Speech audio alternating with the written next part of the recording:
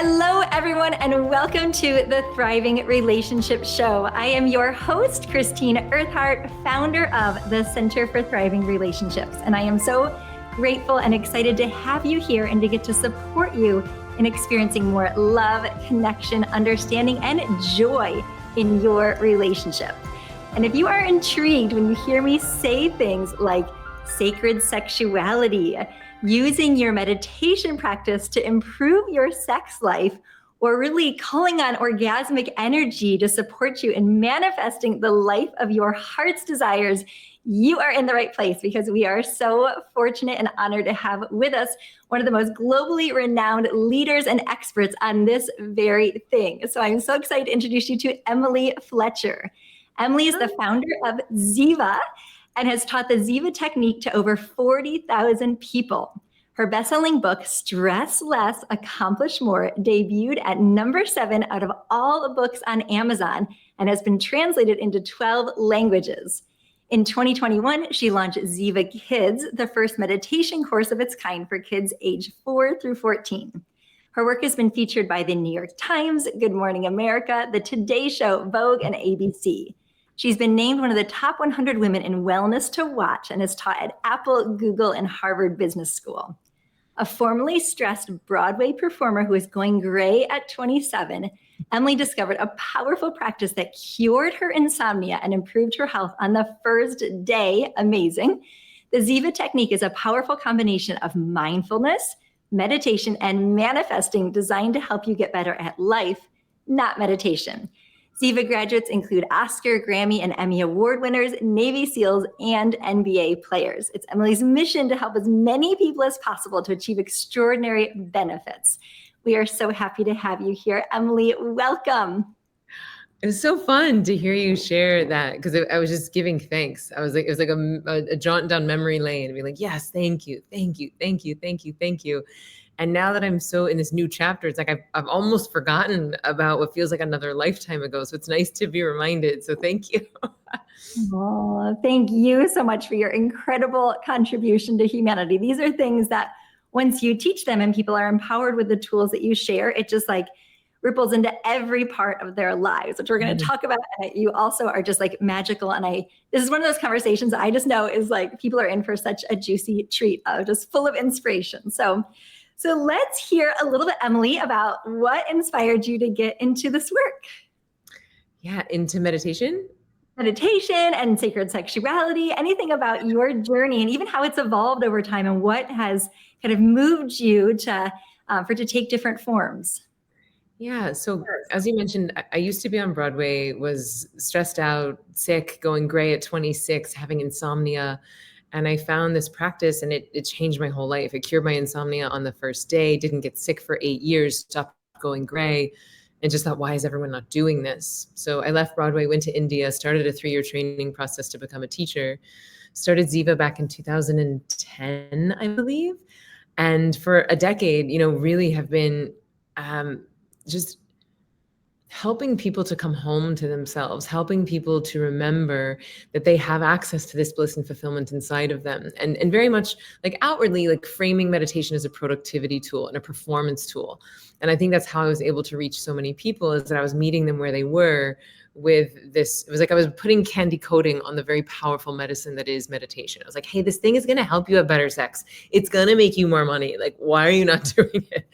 And then, in 2020, my whole life changed, the whole world changed, and went through a lot of transitions, and was pretty, it was an intense time, I think, for everyone. And I was also going through a divorce. And so it felt like, and I was also living in the middle of New York City, which is where, in addition to being totally locked down, there was all of the protests that were happening. And I live at like ground zero for that. And so, and you can hear there's probably sirens happening right now. So it was helicopters and sirens and chanting and horns 24 hours a day for months on end. And I was like, oh, I think I'm having anxiety. And when you've been teaching meditation for 10 years and then anxiety starts, coming over you, I was like, oh, something has to change here. And so, got more time in nature, made some relationship changes, and then to like very quickly after that, like nature was like, here, like we're gonna fire hose you this PhD in sacred sexuality and embodied manifesting tools. And it felt like the Glennon Doyle quote, the braver I am, the luckier I become. And it felt like that, like making this brave step into the unknown made me even more lucky than I already was. And nature just gave me like some of the world's greatest teachers in my life. And so I've had the privilege and honor of learning from Layla Martin and Regina Thomashower and so many other teachers who have, and it felt like, okay, this is fun for me. Like, thank you, nature. This is great to have this like wild, erotic, passionate, sacred, inspiring relationship with sacred sexuality as a 43-year-old mom of a toddler. I was like, wait, I have a kids meditation training. I can't be doing all this sexy stuff, right? and it was like, this is fun for my own edification. But then it became clear that nature's wanting to use me to do the same thing I did for meditation, but to do it for sacred sexuality, to make these even more profound and even more taboo tools accessible and attractive to a mainstream audience. So it's been a wild ride and so fun. And yeah, it's really lighting me up. Oh, I love hearing that. So beautiful to see your own evolution, just how I get to keep growing and expanding. And that you're like on this mission to make things that people might think like, oh, I have to do that. Like, oh, I know I really should meditate, or I really should do these practices. It's like, oh my goodness, they're so compelling with how you just speak to that part of us that wants to feel more alive and experience more bliss and joy and productivity and, success in all life domains, more flow states, all the things. It's just so beautiful that you bring everything together, that rather than trying to like transcend those things, it's like, how do we, bring all those things that just really light us up into this spiritual practice and doing these different practices. So really incredible. And people that are wondering like so the sacred sexuality, you've kind of gotten this immersive training in it, and it sounds like living laboratory in your own life. So for people that are wondering like, okay, what exactly is sacred sexuality, or what is it to you, Emily? I'd love to hear. Yeah, I think that's the great question, is what is it to me? Because, and in full disclosure, I have no degrees, I have no certifications, I have no formal training in this. And I just like to say that up front, because, and I dance this dance of like, I acknowledge the gifts that I've been given from nature, and I acknowledge the mastery that I have acquired from, decades of practice in so many different modalities and teaching tens of thousands of people. So I want to like honor both myself and the gifts that nature have given me, and be very honest and transparent about my like humble student status of this work, and really pay homage to the teachers who have gifted me and share with me their modalities. And so there's that. But what does it mean to me? What does sacred sexuality mean to me? Well, I think that we've all been under a bit of a magic trick, or it's not even a magic trick. It's just a trick. I think there's been like a trick, like a literal wool pulled over our eyes by the powers that be for centuries, tens of thousands of years, to where somewhere along the line, somebody figured out that our sexuality, that this beautiful internal pharmacology is one of the most powerful resources that we have. That is a way that we can all plug directly into God. And I think that can be threatening to institutions. And so there was like a real severing that happened, a real divorcing from our own divinity that we've all sort of been born into. And it's very rare that you find people that are truly liberated, that are truly free, that truly have access to the profound canon of tools and states that are available to us as humans. And so it feels like truly like one of the most astounding and mind-boggling tricks that the political organizations and religious organizations and powers that be have managed to like make us forget that we actually have God right inside of us. And that's, I speak about that around meditation, that you can come home to yourself, that the kingdom of heaven is within, and you can access that through meditation for sure. And now what I've been discovering in sacred sexuality is that It's like you can plug your head, your heart, and your hoo-ha directly into God. And now you can supercharge your dreams. You can supercharge your manifestations with these ecstatic states, with these pleasurable states. And when you think about the neurochemistry that is required for manifestation, it's basically feel-good chemistry. In meditation, it's dopamine and serotonin. But if you start to add orgasmic energy onto that, you add oxytocin, you add norepinephrine, you add adrenaline to the equation. And so you start getting some real rocket fuel that you can pour over your dreams. And so what I've been up to over the past few months is just pulling the lens back and getting curious about how can I speak about these things in a way that doesn't feel scary or alienating or othering or bring up so much shame that people won't even walk into the room. And that's the thing that I'm finding, is that people have so much shame and trauma, honestly, around their own sexuality. And so while that might seem like, like anger inducing or frustration making, I actually see it as a real blessing. Because if you think about how much energy we've been wasting on embarrassment and shame and hiding and fear and trauma, if we can unlock that same reservoir of energy and start to hitch that to our dreams, good news, the species is sitting on a powder keg of energy that is available for our manifestations. And that is exciting to me. Oh, so good. So clearing out all these things that have been taking up prime property, where we can instead tap into all that is available to us. So yes, yes, yes to that. And I'm curious just to name, so somebody that's like, I wonder, the shame and all the things that kind of hold us back from maybe opening up the gateway to what's really available. Do you mind naming, like, just so that people can even identify? I think sometimes when we identify maybe even an unconscious story or limiting belief or something that we've had that's been a barrier that we haven't even been consciously aware of, just by identifying, it's like, oh yeah, that's in there. Now I can set it free. Are there some common ones that you've found? Yes. So again, I'll speak from my own experience. And I felt like, I was on Broadway, and I was, a showgirl, if you will. Like, I was a professional at being sexy, at making people want me. I knew how to move my body, use my voice, activate my energy in a way that was world class at being wanted. But I had no idea my desires. What did I want?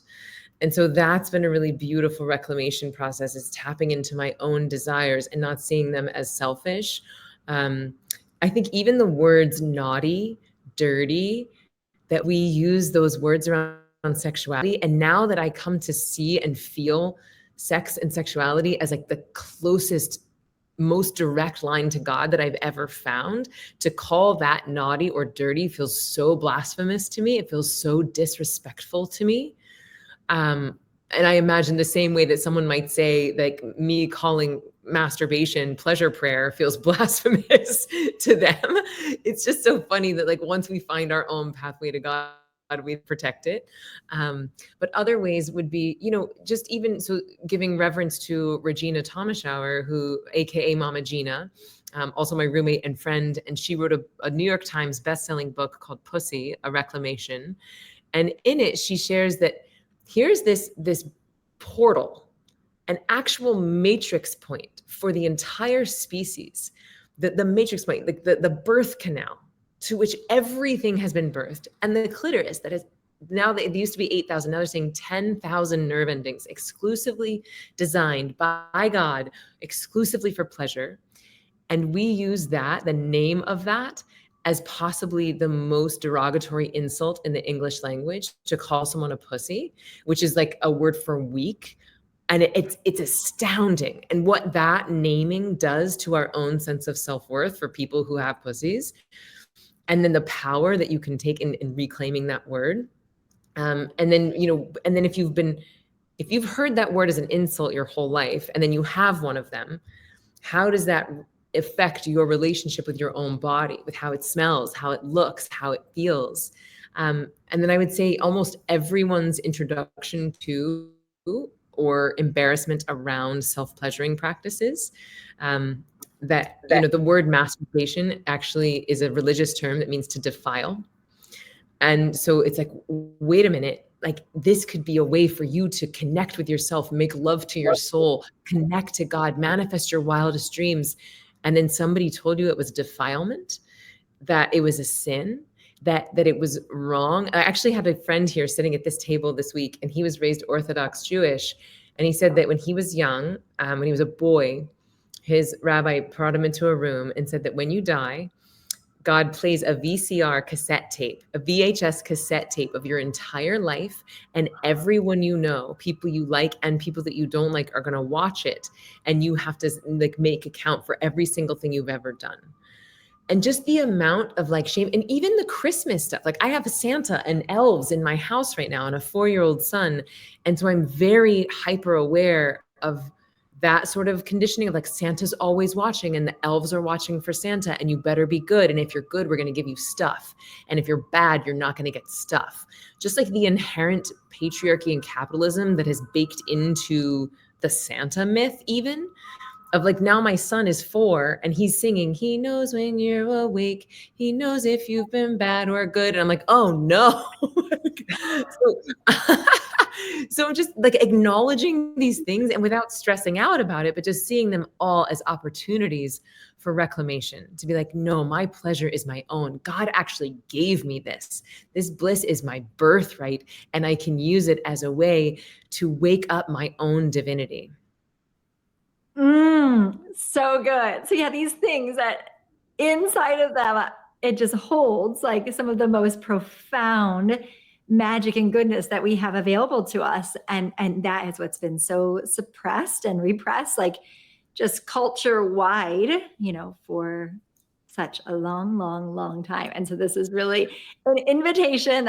Your invitation sounds like to everyone, is to really reclaim this part of who we are. And thanks for speaking to some of the common things that we've just, so innocently, right? These things get passed on through generation after generation after generation, just based on other people's, their own fears and misunderstandings. And this is, this moment, anybody tuning in, like this moment gets to be your moment to really write a new story for the greater good of all, and really reclaim, this power inside of us that is truly like love power for the world. This incredible creative energy. So let's hear more. Making love. You're making love to yourself, to God, to your soul, to your partner, to your partners. It's so exciting. It is so exciting. So let's talk more about what is really possible. So you are a master of the idea of really using self-pleasure, or using orgasm, I guess, with a partner, with or without a partner, for manifestation. So wowie zowie. Shall we talk about that? Mm-hmm. So I'm calling this practice pleasure prayer. And I know that even that term prayer, like if you had said to me prayer 4 or 5 years ago, that would have maybe turned me off, because I'm like, well, that sounds religious, or I don't know if I want that. And I imagine it could be a little triggering for other people when they're like, well, I see prayer as holy, I see pleasure as bad. So to mix those two things feels confusing. And I sort of like all of that. I'm like, it's confusing. It's because we've been programmed in something that's not really the truth. So let's mix it up and let's redefine it for ourselves. And so I first want to just acknowledge and shout out my dear friend, Layla Martin, who has taught me so much about sex magic, which is a tool that's been around for thousands of years and sort of repressed and put away. And she's done so much for bringing it into the light and training thousands of people to facilitate sex magic, and just so grateful to her. And then I feel excited about this new combination of meditation and breath work and movement and manifesting into this new soup that hopefully will be really accessible for people. So I'll say a little bit about the practice, and then I'll share what I've been able to actually manifest and create with it. But basically, I think it's important to start by grounding in and really like dropping in and listening to your soul and asking the question. And this is something that I teach inside of Ziva, of like, what would I love right now? What would I love right now? and just reminding ourselves of like, what is my desire? And it could be big, small, near, far. What would I love? And then once you have that dream in your mind, like holding a snapshot of it, like you take a picture of the movie in your mind. And then from there, it's good usually to clear out the channel, right? Where oftentimes we're sitting on top of trauma or suppressed anger or sadness or unexpressed feelings. And what a lot of people don't understand, or they might understand intellectually, but haven't experienced viscerally, is they don't feel safe enough to feel your full sadness. You're not going to feel safe enough to feel your full ecstasy. If you don't have a container or the tools to process your full rage, then there's no way you're going to have access to your full pleasure. And so I think oftentimes we're sort of like bypassing or just love and light, and that's fine, but it's the whole range, it's the whole spectrum of human emotions is where the real magic happens. And the good news is that feelings are fast. Right? It's the stories that take a long time to reprogram, but you can move through your feelings in minutes. Like look at a toddler, right? Somebody takes their toy and it's rage and then grief and they're pounding and screaming, and then they get up and they're fine. It's because they fully express the feelings that they can then move on. And what I see in adults is that we've been so trained to repress and to hold on and to compartmentalize and to not feel, I'm fine, I'm fine, I'm fine, I'm fine. And then great, now our sex life is fine and our orgasms are fine too. So we're just playing like one note. So how do we free ourselves up to go into the depths of the agony and even find that ecstatic pleasure inside of the agony? So anyway, some sort of a clearing practice. And that could look like journaling, that could look like tapping, that could look like what I call emotional interval training, where you're really moving these big feelings and clearing out space for more joy, more bliss, more ecstasy. And then the actual pleasure prayer practice is when you start to build charge, you start to build that pleasure in your body.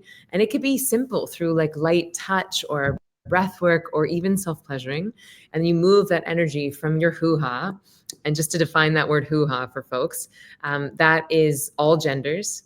And it is both the anatomy and the energy center. That's how I use the term hoo-ha, right? It's the whole package. And you want to swirl that pleasure and that energy all around your root, your hoo-ha, and then you let it build all the way up into your heart. And you swirl that pleasure and energy up around your heart, and then you let it build up into your head, swirling, building, swirling, building. And at the moment of peak pleasure or orgasm, if it's available to you, then you're sending all of that goodness, all of that charge, all of that love, all of that energy to the dream. And you come back to that snapshot. And then, and this is a really important point, is that afterwards, you want to make time and space to just, it's like Shavasana, where you lie down and you receive the guidance from your soul, right? Because nature wants you to bring these things into fruition. And so if we make the spaciousness and we're in this open space where we're plugged in, right? We're in our body and we're dancing with the divine, this is where we can get some real insight and downloads. And so like that's the practice on its own. But what I've been really lit up by as of late is creating a big collective antenna, like getting tens of thousands of people in a stadium together and doing these practices, holding a vision for the species at the same time. Oh, thank you so much for guiding us through the practice, and amazing and so available again, like to everyone. And wow, thanks for just being an enthusiast, an advocate, an activist of this energy that it's like that we get to generate and tap into. And I just so appreciate it. It's just totally both and. It's like, oh, it doesn't have to be either or. It's like, oh, it gets to be sacred and it gets to be, and sexuality, bringing the two together. People have been, just told this idea that it's really is one or the other. And it's in fact, sexuality is dirty or sinful or all those kinds of things. And bringing in, sexuality, which for some people can feel, talking in energy centers, like much more like primal, bringing that in with this like divine cosmic energy. So I just love the holistic nature of it and how it just like, it creates space for all of it. And I just believe in that with all things, right? When we can tap into the collective and use all of these different aspects of who we are together, it's like, that's when it becomes supercharged. So I just think it reflects so many beautiful things about relationships and just humanity, that we get to like utilize the strengths of all these different pieces and practices. Yeah. So just to add on that, like if I were to ask you, or I'll ask the listeners, like, how do you feel if you had to describe in a word or an adjective, how do you feel in those moments post climax, post orgasm? Like Yeah. usually what people say is like blissful, clean, connected, open, pure. Like this is how we actually feel, not dirty, not wrong, not shameful, perhaps sometimes emotional as we feel safe and held to release if our body needs a release. But usually it's words that you would describe after a yoga class or after a choir session at your church or something. So I do love that. And then the other piece is just that, and you're the expert here, so I'll defer to you, but I have heard that like the most successful relationships and families oftentimes are that because they have a shared dream, because they know how to dream together.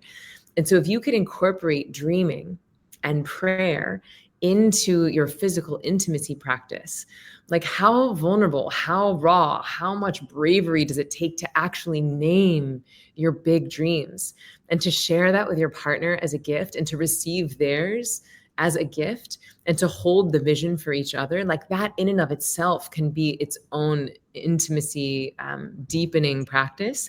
But then to do that along with a physical practice can really take things to a whole new level. And even if you didn't remember any of the steps that I just said, likely you're orgasming in some capacity sometimes. And so you could just use that, like after your practice with your partner, be like, let's pray.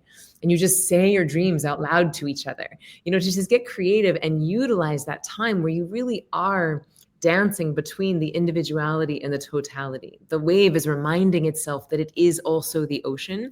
That is a sacred time, and we want to take advantage when we're in the liminal in-between space of human and divine. It's so beautifully put, Emily. Thank you so much for describing that and even just bringing in like the brain chemicals. And I love that people just get to look at the results. That's such a wonderful question. And of course, you're so right. Like emotionally, someone might feel really disconnected or, all sorts of things can come up after a lovemaking session or a sexual encounter with someone. And the actual physiology, that we're experiencing as these states of calm, of oneness, of ecstasy, of aliveness, of peace, that kind of electric buzz, whatever it might be for everyone. It's like, oh, just look at the results. It's undeniable. So I feel like just to strip away all the other pieces and the story, like to get out of our heads and just let our bodies guide us home to the truth of everything that you're suggesting. So, yeah. And I would offer that if in your relationship or if in your sexual practice, it's not feeling great, like if something in your body is a no, and you're having, like if your orgasm or post-orgasm is feeling not great, not connected, then I would just say like, listen to that. Let's pay attention to that. And then I would recommend really spending some time and energy on a solo practice, right? Like making time and space for yourself to ask your body, what does my body want? What does my body need? How can I connect with my own divinity, with my own soul, with my own pleasure? And then because it's very hard to give an instruction manual to someone else on something that you've never read the instruction manual for and you don't know how to operate, right? So it's really important that we get to know our own pleasure, find our own buttons, and then it's so much easier and more fun to communicate that to a partner. Yeah, thank you so much for speaking to that. Just so people, right, we don't need to be dependent on anyone or anything. It's like it's right here and free and available. Like, what a deal. And if something isn't feeling good in your relationship or in your connection with another, thanks for addressing that. So in your own relationship, you've shared that this has made an impact into something that you are actively practicing. So I'd love anything that you want to share about what you've noticed or how this is for you, this kind of embodied manifestation, and how does it look? Anything more around as a couple? Like, do you both share your intentions ahead of time? Anything else that you want to share? Yeah, well, I'll share that we started our relationship long distance, and still we technically live in two towns. We're together a lot more of the time, but in the beginning we were, in two different towns, and that provided a really interesting opportunity. And I think it's part of why I sort of fell into these tantric practices and why it became so energetic so quickly for me. Because when you don't have the luxury of actually being in physical contact, it's like we had to grow our energy bodies big enough to actually be able to commune with each other, thousands of miles across the country through a little light box. And before I was in this relationship, I never even had phone sex before. Forget about video sex. Like that would have been far too like embarrassing or confronting, or I would have felt ashamed, or I don't know, it would have brought up a lot of feelings for me. And yet because we were long distance, like that was the way we had to connect. And so he was so creative and so thoughtful, but he sent me a gift, and it was a scarf. So and essential oils, and like an electronic candle, and then like a laser light projector, and a little prickly like roly tool, like I don't know what it's called, but like a pain roller tool, and something else. And then he got all those same things for himself. So he had the same scarf, the same essential oil, the same light, the same physical sensation, so that we could have the same 5 sensory experience, even though we weren't in the same location. And that was really amazing because it helped us to sort of transcend the time and space. And then it was almost like it was almost like a hand in glove, right? We weren't performing for each other. We were able to connect, but I would caress my face, and he would move his hand like he was caressing my face. So it became this real dance where we're able to really tune into each other and feel each other, because so much of a relationship is like, can you be empathetic to your partner? Can you crawl inside of their experience and imagine what something might feel like on their end? And then conversely, be open enough and vulnerable enough to allow someone to know how we're feeling on our end. And so this long distance gave us sort of superpowers in that. And now we're able to do the same thing, but just like it's like a bonus feature of being able to actually physically connect. But as far as our manifesting, it changes quite a bit. But usually, like if we're going to do pleasure prayer, it's like we name it beforehand, and it's a sacred date, and we sit down and we'll meditate or do breath work or some sort of like grounding practice together, but on our own. And then we'll name into the space what it is that we'll start an invocation or a prayer. And that is an important step not to overlook. And no matter what you believe, it doesn't have to be religious, but like even in calling on the spirit of the earth, the water, your ancestors, your guides, like whatever you believe in, but making it like opening the ritual space and making it sacred time, I really think matters. For you, for your partner, for your calendar, for your psychology of like, oh, I've got a million things to do. It's like, no, we're in ritual space now. Like this is a ceremony now. And then from there, naming your dreams, bravely sharing the thing that you want to call into being. And then the way I think about sexual energy is that it's charge, right? It's fuel. And you can build that charge to fuel your dreams. And you can do that together or solo. And then oftentimes like afterwards, like after the climactic moment, we'll sort of just name them again, like thank you, thank you, thank you. And we'll say them out loud as a gratitude practice. And then there's variations on that. Like the other night we were just sort of praying, and the prayer continued into the practice. It was like, thank you for this feature. Thank you for this thing that I love. And thank you for this thing that I love. And then it became almost like an affirmation and a gratitude prayer at the same time that was celebrating the things that we love about each other, that sort of rolled into the actual pleasure practice. Oh, thank you for just giving us a window into that practice. And it's always so valuable, right? When we're trying something on to see like, oh, you really do this. This is like present in your everyday life. And was your partner like open to this at the beginning? Yes. So I would say, is like fanning this flame. I just did my first retreat where I had 30 amazing, brave souls, like do this work. And most of them had never done never done Tantra, never done sacred sexuality, were pretty scared to be there, and like bravely just like dove in and had these massive transformations. And my partner was there with me, helping to facilitate. And he's super gung-ho and so gifted and talented. And so I want to just recognize like how blessed I am to have someone that's just full out. Whereas I usually in couples, one person is like a little more woo than the other. And you're sort of like, hey, let's try this thing out, or let's experiment with this. And so thank you for reflecting back, like what a gift this is. And so with any practices, meditation, working out, eating healthy food, sacred sexuality. Like we always want to honor someone else's interest level, their boundaries, their comfortability. So everything has to be consensual, right? Like we can't force anything on anyone. And so again, like if you have a partner that is way more into this than you or way less into this than you, how can you come home to yourself, honor yourself, check in with your own desires, practice on your own so that you can see what feels good and what doesn't feel good for you. And then when you come together, it can be consensual, additive. You can share notes with each other.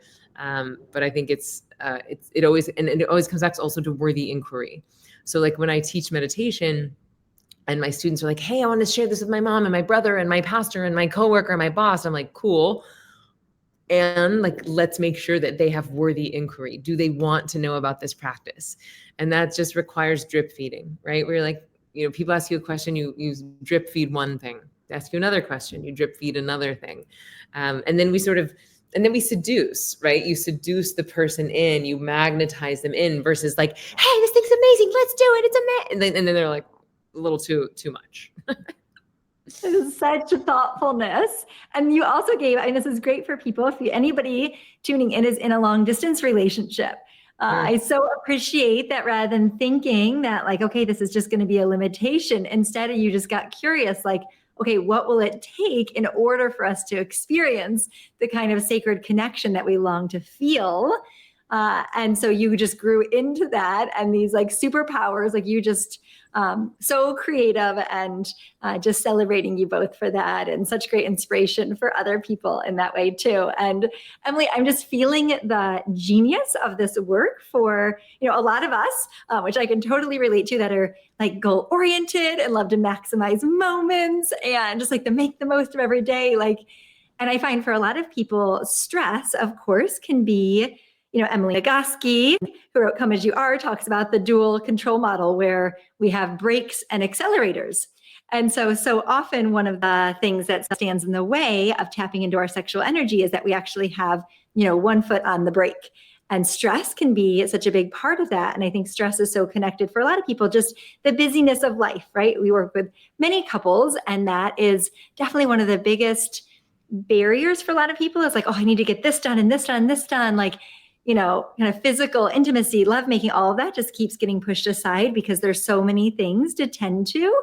And so wonderful just to really, of course, prioritize that. And there's just something, it's kind of like you found the back door to really speak the language of that same part of us, right? That like, that wants to like achieve things or be productive. It's like, oh my goodness, well, actually in coming together, you can maximize these moments of like connection with your partner, this like spiritual union, with the divine or whatever is sacred to us, and become, supercharge and amplify, our goals and dreams and visions. So like, that just like lights me up, like, wow, so much can happen in this experience. And that is the power of living with intention. Like it's not about that with thriving relationships. It's not about having more time, because life is deliciously abundantly full. It's like, how do we make the most of these moments we have? And you have so figured that out, Emily, around this. And it just, really, really excites me. So thank you. Thanks for sharing that. And I'll just say that I am similar to you. Like I'm an entrepreneur, and I'm a recovering control freak, and type A, and an achiever, and I'm a 3 on the Enneagram. And so I feel like embarrassed to say this, but it's true that like until I got this correlation of, oh, I can use these pleasure practices to manifest my dreams, I didn't prioritize it.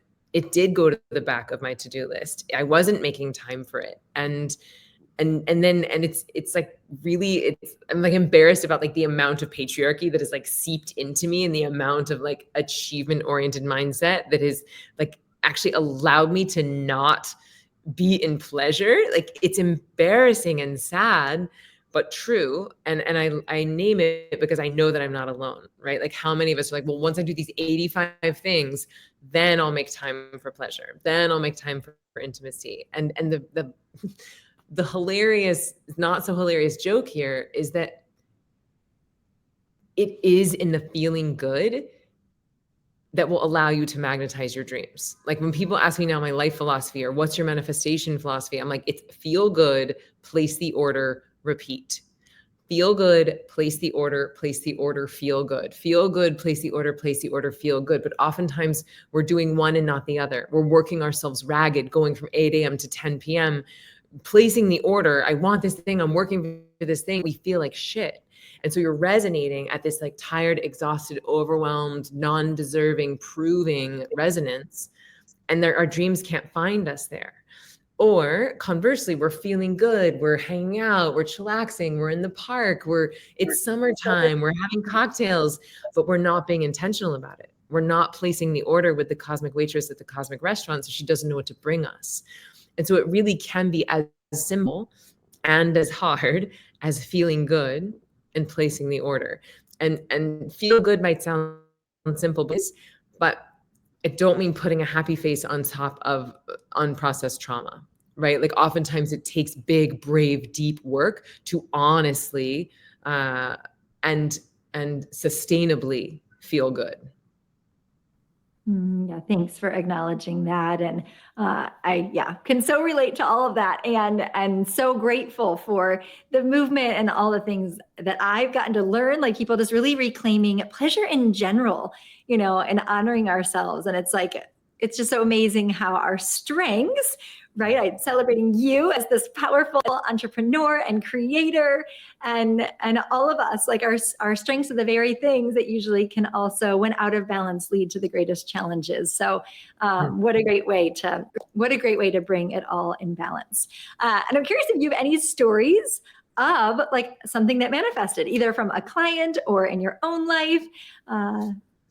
Yeah. So feeling good. Yeah. So I mean, they're honestly like coming in like crazy because we're about to launch this like mastermind tomorrow, like a 6-month container of people doing this work in a deep way. And so I did like my first like research and development retreat with 30 people, and we have a WhatsApp group, and they're in here sharing, like, I had on my vision board the Today Show, the New York Times, and then here's a photo of me doing at both. Like I'm doing the New York Times recipe at the Today Show. Like what? Like when does the Today Show and the New York Times work together? And yet this woman just got both of the things on her vision board in one gig. And that our retreat was 3 weeks ago. We had someone saying like, I mean, the achievements are like outrageous and things are coming in like water. But the more exciting thing to me was that people went on this retreat having no idea that it was going to be like healing, really. Like they were just going, so it was like, oh, meditation, sacred sexuality. Let me learn about this. I'm curious. But it was like ayahuasca without the purging. It was like MDMA without the come down. It was like Tantra with keeping your clothes on. But people were mourning miscarriages that they had decades prior, mourning abortions that they had, rebirthing themselves. A man was crying the whole time, releasing decades of pain. Another man felt like he got in touch with his energetic hoo-ha. He's like, I found my energetic pussy and I'm great with it. And then he felt what it was like to conceive his unborn daughter and carry her as if he was pregnant. Now, this is a straight, white, middle-aged man who's never done any tantra training before, now like weeping, knowing the profundity of what it's like to birth life into the species. And I was like, this is what the falling of the patriarchy looks like. It's not through war. It's not through revolt. It's not by using the king's tools to take down the castle. We will birth a new earth by actually giving people visceral experiences of what is possible when we lean in to the feminine that is available to all genders.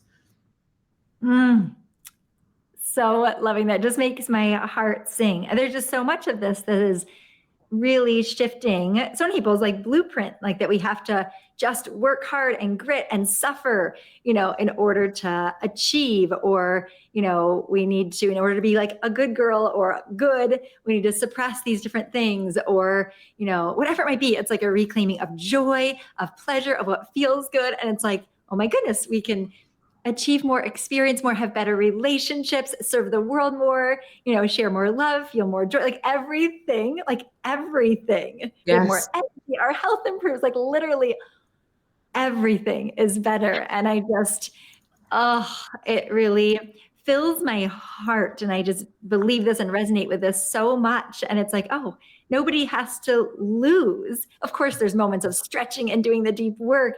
And it's like everything gets to actually go in the same direction, which I think that's beautiful in relationship when we can kind of create that upward spiral. And that what you just said, I want to really underline that and highlight it, is that nobody has to lose. And that's the game that we've been playing. That's the old game that is dying. Like we're watching these old archetypes, these old systems crumble around us. And that's that zero sum win lose, that old paradigm.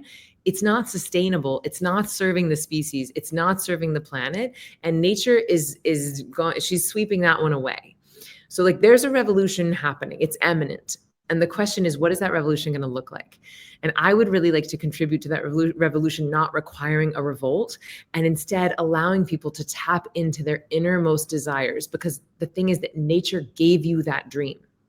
She gave you that dream because she wants you to make it manifest. And she gave you your dream, which is different than my dream, which is different than someone listening's dream. And just like nature did not make 8 billion clones, right? She made 8 billion different humans with 8 billion unique dreams because they all have a role. We all have a role to play in this new earth, and we can create a new world that doesn't involve winning and losing, right? That it involves like, what's my role to play in contributing to this society that would just be a lot more fun to live in, honestly. And just to bring that sort of erudite big picture down into the practical, when you were saying, well, what's some things that you've manifested? And for the first time ever, I took a sabbatical this year. I've been running Ziva for like 11 years, so, like full out CEO, main teacher, having a kid, like really hustling.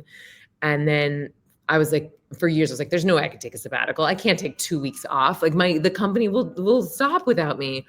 And I just started questioning those beliefs, and I pulled the lens back and I took a 2.5-month sabbatical. And then guess what? My company got bigger. It grew. I was able to magnetize more opportunities. I got on more exciting stages. Like, so all the things that you're afraid of, if you're white knuckling your life, you're actually not opening your palm enough to receive the gift that nature wants to give you. That just resonates with the very core of my being. Thank you for describing that so exquisitely. You are such a channel and champion of this in just a really masterful way. So thank you so much, Emily. And let's talk about Ziva and what you offer. So people that are intrigued, like, oh my gosh, yes, please, more of this for our own lives, for our relationships, for the planet. It's so great that it's not just this kind of obscure idea. Like there's actually a proven pathway there, and you've got us covered. So how do people like plug in? Yeah. So one of the most foundational ways to feel good in a sustainable way every day, day in and day out, is through a meditation practice. And meditation doesn't have to be hard. You don't have to clear your mind. You don't have to sit still. You don't have to do any of the stuff that you hear of why people think that meditation is hard. It really can be easy if you have a tool and a technique that's designed for you and not a monk, and if you have some training. And that's what I've been doing. It's what I've been dedicating my days to for the past 13 years, really. And so I've created a really beautiful 15-day course. It's 15 minutes a day for 15 days, and it's a matriculation. So each day builds upon the previous day. And in it, you learn mindfulness, meditation, and manifesting. And so this is like all of the precursors, all the foundational tools that you're going to need that's going to supercharge the sacred sexuality practice on the other side. And then by the time you graduate, you don't need me anymore. You don't need Wi-Fi anymore. You don't need technology. Once you graduate, you can just close your eyes and plug into God. Close your eyes and flood your brain and body with dopamine and serotonin. So that's called Ziva Online. But a lot of folks might want to start with something that just gives a little bit more of a window in, because we talked a lot about manifesting and sacred sexuality, not that much about meditation. So if people would like a free masterclass, it really goes into the science of why sitting quietly in a chair could possibly revolutionize your relationship with stress, anxiety, and insomnia. I would love to gift everybody listening. There's a free masterclass, and you can get that at zivameditation.com/podcast. And that's definitely for like folks who are looking to get started, folks who love the science. And and like to, try before they buy, like see if you like my style of teaching, see if you like this style of meditation. Okay, wonderful. We'll be sure to put the link to that below for everyone to check out as well. Thank you so much for that incredible resource, Emily. Yeah, I can't recommend highly enough. And where can they find you on socials? Any other things to check? You have a book. Yeah, so the book is called Stress Less, Accomplish More. It's awesome. It's basically like the science behind why to meditate. And I do teach a technique in the book as well, Stress Less, Accomplish More. And we're all over social media just at Ziva Meditation. And Ziva is Ziva, which is a Sanskrit word that means bliss. So I'd say Instagram, Facebook, we're all over at Ziva Meditation. Yes, to more bliss. Okay, and again, I'll put the links to everything below. So be sure to check Emily out. And Emily, I love, and congratulations too, you just sharing all these things that are expanding in your world. We just want you multiplied on this planet. And so I love asking people, this is the Thriving Relationship Show. So to you, what would you say a thriving relationship is? A thriving relationship is one where people feel safe, they feel seen, they look forward to being in each other's company, and where the doing the work, whatever that means for you, is safe and enjoyable. And to where, if we're talking about like a romantic relationship, like oftentimes that's the place where you have your physical intimacy, so that becomes like a playground of wonder and connection. Blessed be. Yes, yes. Yeah, you are inviting everyone to come onto the playground. Like it doesn't have to be so hard.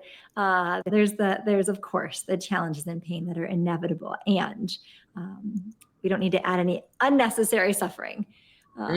Yes, that's great. Really good. Yeah, it's how to like minimize the unnecessary suffering and maximize what's really possible and available. Yeah. So is there anything else? You've been so generous in sharing so many incredible practical kind of tools that people can play around with, so much inspiration.